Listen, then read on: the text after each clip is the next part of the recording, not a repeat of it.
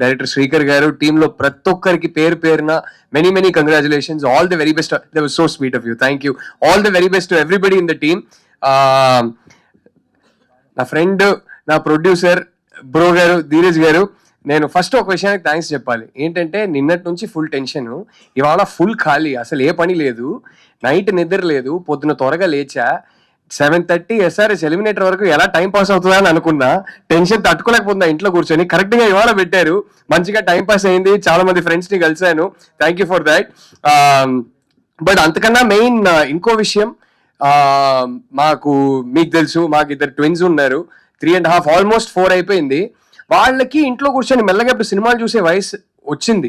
So ఇంట్లో కూర్చొని ఏమైనా సినిమా చూపిద్దాం అంటే ఈ డిజ్నీ పిక్సార్ సినిమాలు తప్ప ఏ సినిమా, మన సినిమాలు ఏమైనా చూపిద్దాం అంటే ఏది లేదు. ఒకప్పుడు అట్లీస్ట్ మా చైల్డ్హుడ్ అప్పుడు సంవత్సరానికి 1 సినిమా 2 సినిమాలైనా వచ్చేవి. ఇప్పుడు అసలు సినిమాలే రావట్లేదు పిల్లల కోసం. ఫైనలీ చాలా రోజుల తర్వాత పిల్లల కోసం ఒక సినిమా వస్తుందని ఒక తండ్రిగా చాలా హ్యాపీ ఫీల్ అవుతున్నాను. Hopefully I can go take them to the theatre and show it to them. So thank you for that. And మీకు తెలుసు బ్రో, మీరు ఈ సినిమానే కాదు ఏ సినిమా తీసినా ఫస్ట్ ఆ సినిమా బ్లాక్ బస్టర్ కావాలని కోరుకునేది నేనే. Lots of love to you. Me wife పేరు కూడా పెట్టారు, చూసాను అక్కడ. మీ ఇద్దరికి పెద్ద బ్లాక్ బస్టర్ కావాలని కోరుకుంటున్నా. And hats off to you for producing this. ఇంతకన్నా టైం తీసుకోను. మీ అందరికీ thank you so much for coming. ఈ సినిమాని దయచేసి ప్రమోట్ చేయండి. ఈ వాతావరణంలో ఒక ప్రొడ్యూసర్ నాకు స్టార్స్ వద్దు, ఎవరు వద్దు, కథను నమ్మిన సినిమా తీస్తున్నానని దిగారు. ఆయన్ని సపోర్ట్ చేసే బాధ్యత మన అందరిది. సో దయచేసి మీరందరూ సపోర్ట్ చేయండి, ఆడియన్స్ వరకు ఈ సినిమాని తీసుకెళ్ళండి. That is my humble request to you.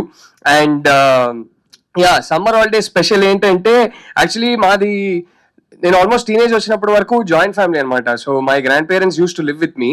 So నేను ఎక్కువ పెద్దమ్మ ఇంటికి వెళ్ళేవాడిని జంషెడ్పూర్కి. కానీ అదంతా కాదు, 6th స్టాండర్డ్ 7th స్టాండర్డ్ నాకు గుర్తులేదు, ఫస్ట్ క్లాస్ లో ఒక అమ్మాయి మీద క్రష్ వచ్చింది.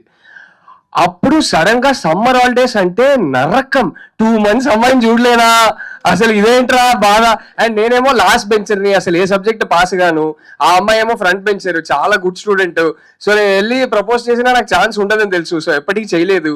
కానీ 3 months ఆ క్రష్ అలాగే ఉండిపోయింది.